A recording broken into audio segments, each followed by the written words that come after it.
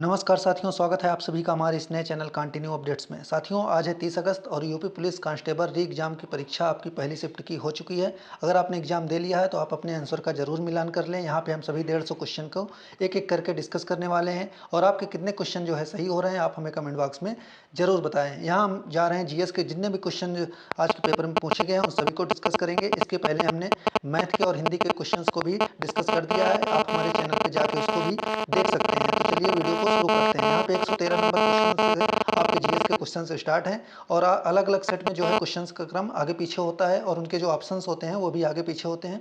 इसी वजह से आप जो है अपने आंसर का मिलान अपने हिसाब से कर लीजिएगा। तो चलिए वीडियो को शुरू करते हैं। पहला क्वेश्चन आपका जीएस का है कि ग्रीन फाइनेंस किस तरह से सतत विकास का जो है समर्थन करता है। तो इसका जो सही उत्तर हो जाएगा डी ऑप्शन आपका करेक्ट हुआ है कि पर्यावरण के अनुकूल परियोजनाओं के लिए वित्तीय संसाधन उपलब्ध कराकर। अगला क्वेश्चन है कि व्हाइट गुड्स पर लगाई जाने वाली उच्चतम जीएसटी की दर क्या है। तो ये 28% जीएसटी लगाई जाती है, यानी ए ऑप्शन आपका करेक्ट हो जाएगा। चलते हैं अगले क्वेश्चन की तरफ। अगला क्वेश्चन है आपका कि भारत का सबसे बड़ा वन है, तो ये आपका सुंदरवन हो जाएगा, यानी सी ऑप्शन आपका करेक्ट हो जाएगा। चलते हैं अगले क्वेश्चन की तरफ। 116 नंबर क्वेश्चन है कि लट्ठमार होली उत्तर प्रदेश के नीचे उल्लिखित किस शहर में जो है मनाया जाने वाला एक अनोखा उत्सव है। तो ये आपका हो जाएगा बरसाना, ये आप सबको पता ही है, यानी बी ऑप्शन आपका करेक्ट हो जाएगा। अगला क्वेश्चन है कि उत्तर प्रदेश का पहला ट्रैफिक पार्क किस जिले में खोला गया है। तो ये आपका प्रयागराज में है, यानी ए ऑप्शन आपका करेक्ट हो जाएगा। अगला क्वेश्चन है कि पीएमजेडीवाई कब लॉन्च हुई, यानी प्रधानमंत्री जनधन योजना आपकी कब लॉन्च हुई। तो ये आपकी लॉन्च हुई 28 अगस्त 2014 को, यानी बी ऑप्शन आपका करेक्ट हो जाएगा। चलते हैं अगले क्वेश्चन की तरफ। अगला क्वेश्चन है कि निम्नलिखित में से कौन सा देश भारत के साथ जो है भूमि साझा नहीं करता है। तो बांग्लादेश, म्यांमार और चीन ये आपके साथ भूमि सीमा साझा करते हैं, लेकिन मालदीव आपका नहीं होगा। मालदीव आपकी जलीय सीमा साझा करता है भारत के साथ, यानी सी ऑप्शन आपका करेक्ट हो जाएगा। अगला क्वेश्चन है कि किस युद्ध में भारत में ब्रिटिश औपनिवेशिक शासन की जो है शुरुआत हुई है। तो इसका जो सही उत्तर हो जाएगा वो हो जाएगा आपका प्लासी का युद्ध, यानी डी ऑप्शन आपका करेक्ट हो जाएगा। चलते हैं अगले क्वेश्चन की तरफ। अगला क्वेश्चन है कि शहरीकरण का एक महत्वपूर्ण पर्यावरणीय प्रभाव क्या है। तो ये आपका हो जाएगा उच्च कार्बन उत्सर्जन, यानी ए ऑप्शन आपका करेक्ट हो जाता है। अगला क्वेश्चन है कि रैंसमवेयर शब्द का जो है क्या अर्थ है। तो ये आपका कंप्यूटर से संबंधित प्रश्न है, तो इसका सही उत्तर हो जाएगा ऐसा सॉफ्टवेयर जो फाइलों को एन्क्रिप्ट करता है और फिरौती की मांग करता है, यानी डी ऑप्शन आपका करेक्ट हो जाएगा। अगला क्वेश्चन है कि सदगति पुस्तक जिस पर एक फिल्म बनी थी किसके द्वारा लिखी गई है। आपके प्रेमचंद के द्वारा लिखी गई है, यानी सी ऑप्शन आपका करेक्ट हो जाएगा।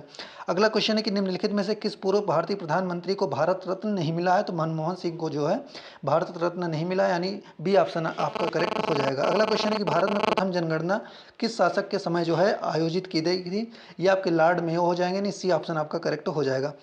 अगला है कि कंप्यूटर से संबंधित प्रश्न है कि किसी अन्य व्यक्ति की वेबसाइट पर बलपूर्वक नियंत्रण स्थापित करना क्या कहलाता है। तो ये हो जाएगा आपका वेब हाईजैकिंग, यानी सी ऑप्शन आपका करेक्ट हो जाएगा।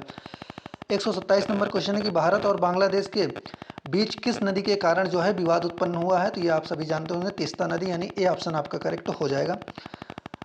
ए ऑप्शन आपका करेक्ट हो जाता है। अगला क्वेश्चन है कि प्रथम विश्व युद्ध कब शुरू हुआ था। ये आप कॉमन सा क्वेश्चन पूछ लिया गया कि प्रथम विश्व युद्ध आप हमेशा से पढ़ते हैं कि 1914 से लेकर 1918 तक चला था, यानी डी ऑप्शन आपका करेक्ट हो जाएगा। जिसने भी 1930 लगाया उसका ये आंसर गलत है। अगला क्वेश्चन है कि हड़प्पा सभ्यता को अन्य किस नाम से जाना जाता है। तो हड़प्पा सभ्यता को हम सिंधु घाटी सभ्यता के नाम से जानते हैं, डी ऑप्शन आपका करेक्ट हो जाएगा।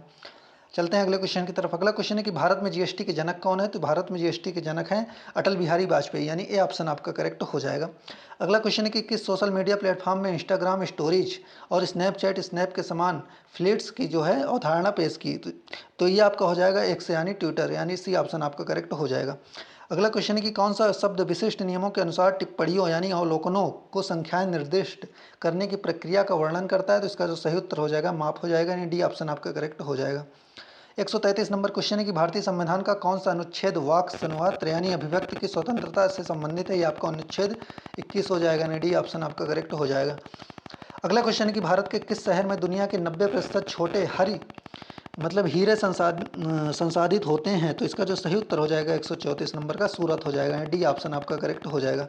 अगला क्वेश्चन है कि 2011 की जनगणना के अनुसार भारत में कुल वन आवरण है। तो इसका जो सही उत्तर हो जाएगा वो हो जाएगा आपका 21.05%, यानी डी ऑप्शन आपका करेक्ट हो जाएगा। अगला क्वेश्चन है कि कौन सा प्राचीन भारतीय ग्रंथ संगीत, नृत्य और नाटक पर विस्तृत लेख के लिए जो है जाना जाता है, जिसे शास्त्रीय भारतीय कलाओं के लिए एक आधारभूत कृति माना जाता है। ये आपका नाट्य शास्त्र हो जाएगा, डी ऑप्शन आपका करेक्ट हो जाएगा। अगला क्वेश्चन है कि अंतर्राष्ट्रीय पुनर्निर्माण एवं विकास बैंक यानी IBRD क्या है? तो इसका जो सही उत्तर हो जाएगा 137 नंबर का, वो सी ऑप्शन आपका करेक्ट हो जाएगा। यह एक अंतर्राष्ट्रीय वित्तीय संस्थान है जो सदस्य देशों को वित्तीय जो है सहायता प्रदान करती है, यानी सी ऑप्शन आपका करेक्ट हो जाएगा। चलते हैं अगले क्वेश्चन की तरफ।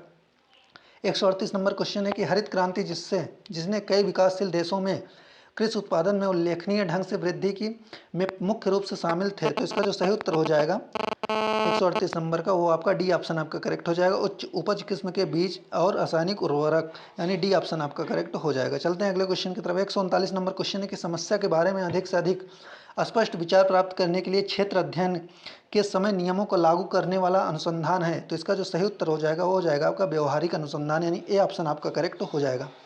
चलते हैं 140 नंबर क्वेश्चन की तरफ कि केंद्रीय कृषि विश्वविद्यालय कहाँ स्थित है? तो केंद्रीय कृषि विश्वविद्यालय आपका मणिपुर में स्थित है, यानी सी ऑप्शन इसका सही होगा। बहुत से बच्चे उत्तर प्रदेश लगा के आए होंगे, ये आंसर मणिपुर होगा, यानी सी ऑप्शन आपका करेक्ट हो जाएगा।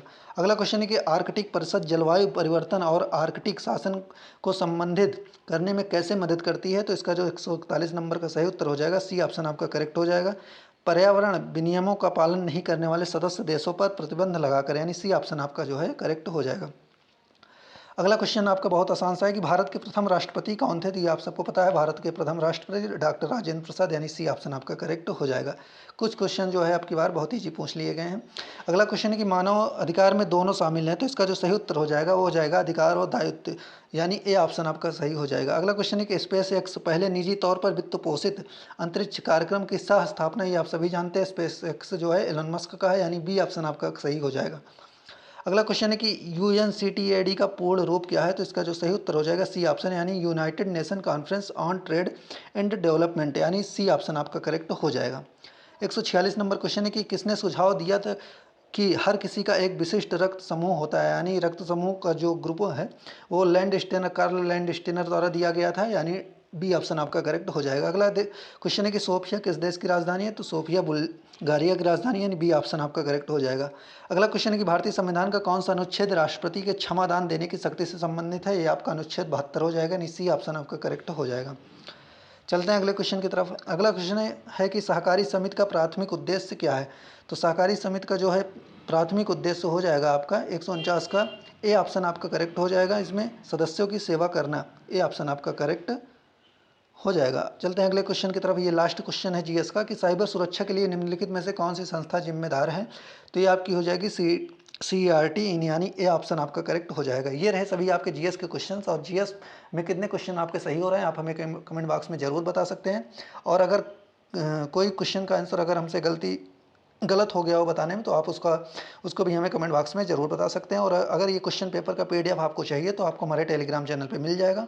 आप डिस्क्रिप्शन बॉक्स में टेलीग्राम चैनल का लिंक दिया गया है, वहाँ से जाके चैनल को ज्वाइन करके ये क्वेश्चन पेपर को आसानी से डाउनलोड कर पाएंगे। और वीडियो अगर पसंद आया हो तो दोस्तों के साथ ज़रूर साझा करिए और चैनल को सब्सक्राइब कर लीजिए, क्योंकि आने वाली भी शिफ्टों में जो एग्ज़ाम होने हैं उनके भी आंसर की हम आपके साथ डिस्कस करेंगे। और इसके पहले जीएस के, रीजनिंग के और जो मैथ के, हिंदी के सभी जो है टॉपिक पे क्वेश्चन हमने डिस्कस कर दिया। आप चैनल पे जाके देख सकते हैं। तो मिलते हैं हम आपसे नेक्स्ट वीडियो में, तब तक के लिए नमस्कार।